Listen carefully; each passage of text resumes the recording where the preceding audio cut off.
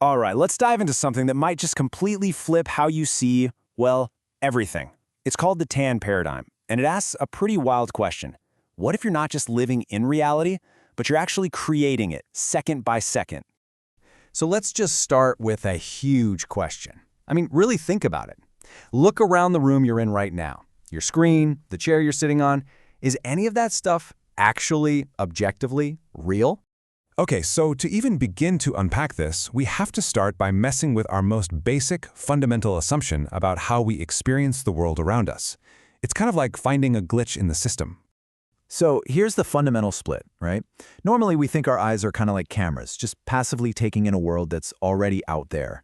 But the TAN paradigm, it completely flips that script. It says, nope, your brain isn't just seeing reality, it's actively rendering it from the inside out, like a super powerful graphics computer. I know. That sounds pretty wild, maybe even impossible. But there's this fantastic metaphor at the core of it all that actually makes it click. Let's think about reality in a way we all kind of get. And that brings us to what's called the interface theory of perception. The whole idea here is that the 3D world you and I walk around in, space-time itself, it's not the real deal, not even close. Think of it more like a user interface, like the desktop on your computer, designed to be simple and easy to use, hiding all the crazy complexity underneath. And if space-time is the desktop, what does that make everything in it? Well, every single physical object you can see or touch. A chair, a cup, your phone, it's not the thing itself. It's just an icon.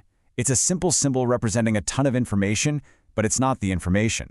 I mean, think about it, right? When you double-click a folder on your computer, you don't need to know about the ones and zeros, the electrical circuits, the code. You just click the simple little picture, the icon. The paradigm argues reality works the exact same way. You're not seeing the raw, chaotic quantum truth of the universe. You're just seeing the useful icon your mind has cooked up for you, whether that's a cup of coffee or an entire planet. Okay, so if our reality is just this big user interface full of icons, then what's the computer? What's the hardware that's actually running this whole simulation? Well, according to this paradigm, the answer is you. Yeah, your consciousness? That's the GPU, the graphics processing unit. It's not just some passive observer watching a movie. No way. It's the engine.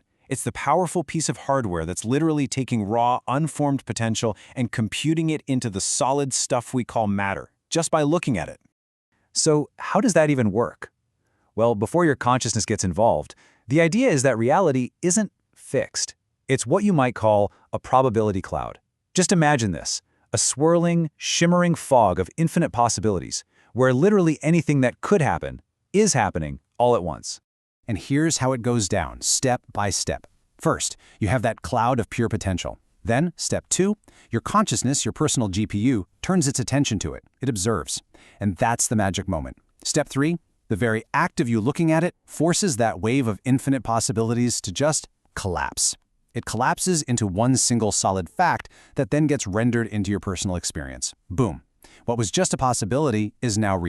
And here's where it gets even crazier. This whole idea implies that not all GPUs are the same. A mind with a higher resolution, and by that we mean more focus, more clarity, maybe even more imagination, can actually render a more detailed, a more complex reality out of that very same cloud of potential. So what's the point of all this, right? It's not just a cool thought experiment. This leads to a really profound and honestly an empowering conclusion about how we can actually change our lives. Okay, so check this out. The normal way we try to change things is by grinding it out in the external world, right? We're just trying to push the physical icons around on the screen, hoping for a different result. The TAN paradigm says, forget that. That's the hard way. Don't waste your energy moving the icons. Instead, upgrade the rendering engine, upgrade your mind. And this all comes down to this core quote from Albert TAN himself. He said, "You are trying to change the physical world. That's just moving icons on a screen. I rewrite the code. I upgrade the rendering engine, my mind, so the reality I project is higher resolution." Wow. I mean, that just changes everything, doesn't it? The whole focus of change shifts from what's outside of you to what's inside. And that leaves us with this one final, massive question to chew on. If this is even partially true, if your mind is the engine, what reality are you going to choose to render? What's the code that you're going to write?